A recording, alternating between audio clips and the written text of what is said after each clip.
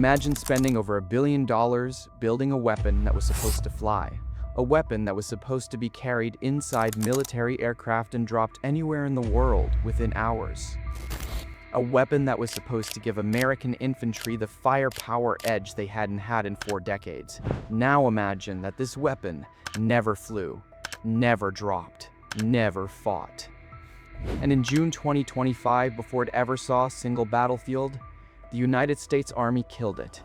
This is the story of the M10 Booker, the tank that America built and then abandoned.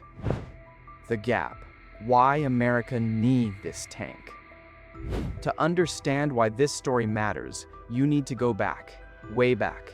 The year is 1980. Ronald Reagan is president. The Cold War is at its peak, and the United States Army is fielding some of the most iconic weapons in military history.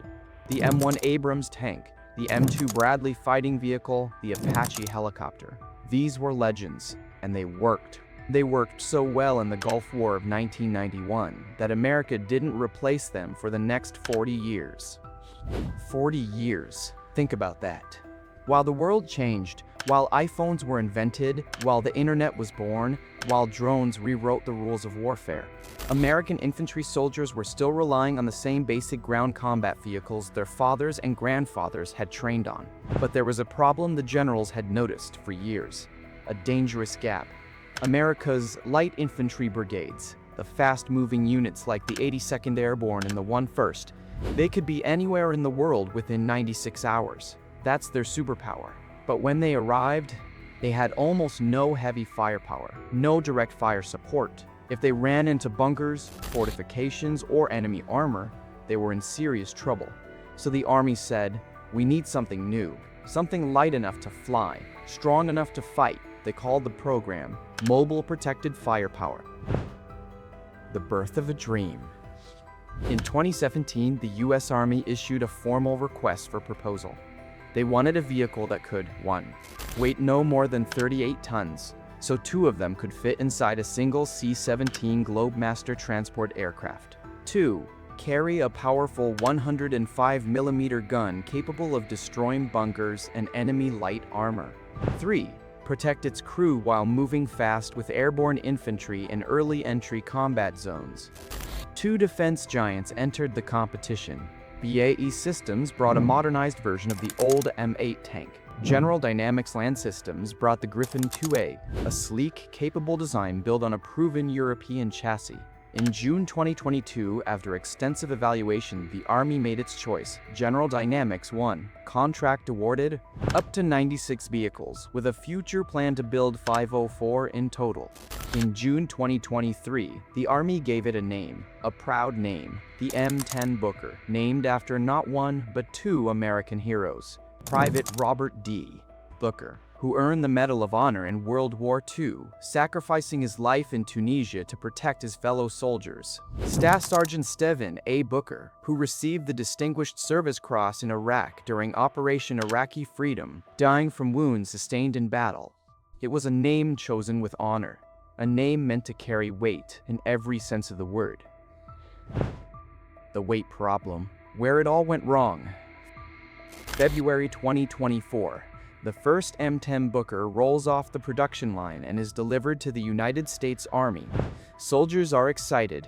It's the first brand new combat vehicle the Army has received in 4 decades. It looks impressive. An 800 horsepower diesel engine, a top speed of 45 miles per hour, a 105mm gun, an armor designed to protect its crew in the chaos of modern combat. But somewhere in the design process, something had quietly gone wrong. You see, the original requirement was 38 tons. That magic number 38 tons was everything. At 38 tons, 2 M10 Bookers could fit inside a C-17. At 38 tons, the entire concept of rapid deployment worked. But as soldiers requested more armor here, more protection there, as engineers added system after system to satisfy a growing checklist of requirements, the weight crept up. 38 tons became 40. 40 became 42. At 42 tons, the United States Air Force made a ruling. A C-17 could carry only 1 M10 Booker. not two, one. And at 42 tons, the Booker couldn't be airdropped at all. The entire airborne deployment concept was dead. Here's the brutal irony. The M1 Abrams, America's 74-ton main battle tank, the heaviest in the fleet, also only fits one per C-17. The M10 Booker was supposed to be light, agile, the solution to the firepower gap. Instead, it had become something the Army's own secretary would later call a Frankenstein. It ended up medium, Army Secretary Dan Driscoll would later say. I don't think the manufacturer liked it all that much, and we, the Army as a customer, kind of helped create this Frankenstein that came to be. The bridges it couldn't cross. But the weight problem wasn't the only embarrassment. The Army had planned to field the M10 Booker with the 101st Airborne Division at Fort Campbell, Kentucky. The vehicle was supposed to support these elite soldiers, be their shield, their punch. There was just one problem nobody had checked carefully enough. Most of the bridges on Fort Campbell, the base where these soldiers lived and trained, could not support the weight of the M10 Booker. Let that sink in for a moment. A combat vehicle assigned to a military base that the base's own bridges couldn't hold. The vehicle, meant to go anywhere in the world within 96 hours, couldn't even cross the bridges at its own home base. It was becoming clear the M10 Booker wasn't just a vehicle with problems. It was a vehicle that existed in a gap between what the Army wanted, what industry built, and what reality allowed. The killing blow, canceled. By early 2025, the writing was on the wall. The Army had taken delivery of 26 vehicles. Soldiers at Fort Bragg were training on them. Budget documents showed plans to spend over $4 billion, buying 504 total. But in May 2025, Army Secretary Dan Driscoll made a decision that sent shockwaves through the defense industry. He canceled the M10 Booker program entirely. Not paused, not delayed, canceled. In his own words that no Army secretary says lightly about a program that cost over $1 billion. Driscoll called it a classic example of sunk cost fallacy and the Army doing something wrong. Sunk cost fallacy. That's the psychological trap where you keep investing in something bad because you've already invested so much. Driscoll was saying the Army had fallen into that trap before. Not this time. The Army's Chief Technology Officer, Alex Miller, was even more direct. He said the Booker was an example of the requirements process creating so much inertia that the Army couldn't get out of its own way. On June 11, 2025, the official announcement came from Washington. The program was terminated, over $1 billion spent. 26 vehicles built, their future uncertain, possibly stored, possibly sold abroad, possibly scrapped. And the two heroes whose names it carried, Private Booker and Staff Sergeant Booker, their legacy now attached to a vehicle that never made it to war. The deeper lesson, what this really means. Now, here's where the story stops being just about one tank and starts being about something much bigger. The M10 Booker is not an isolated failure. It's a symptom.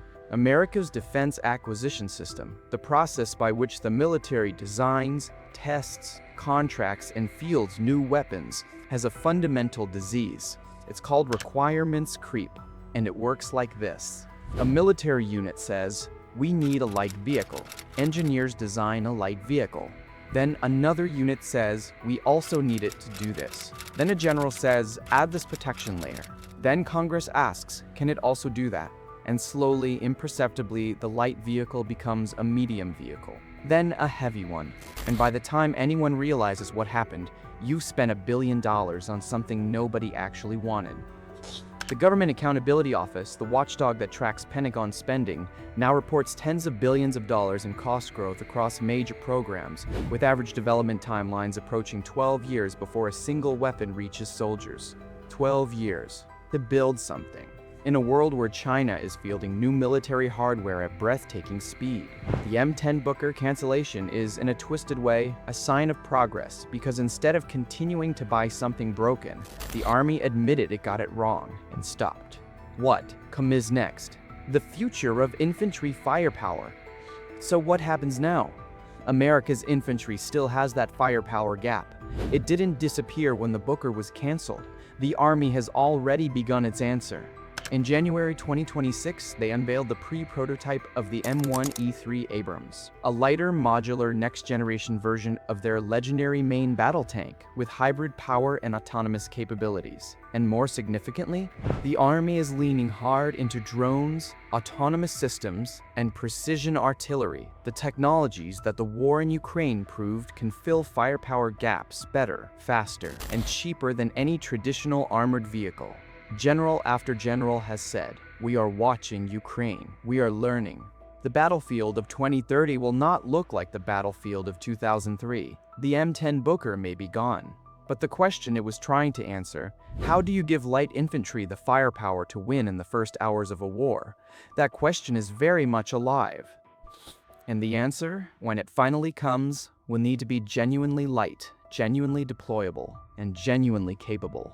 The ghosts of Private Booker and Staff Sergeant Booker, two men who gave everything for their fellow soldiers, deserve nothing less. The M10 Booker spent over $1 billion, carried two heroes' names, and never fired a shot in anger. It is simultaneously a story of ambition, of bureaucratic failure, of political inertia, and ultimately of a military system trying, slowly and painfully, to learn from its mistakes. If you found this breakdown valuable, if you want to understand not just what weapons exist, but why they succeed, why they fail, and what it means for the future of war, then this is the channel for you. Hit subscribe, because we're just getting started.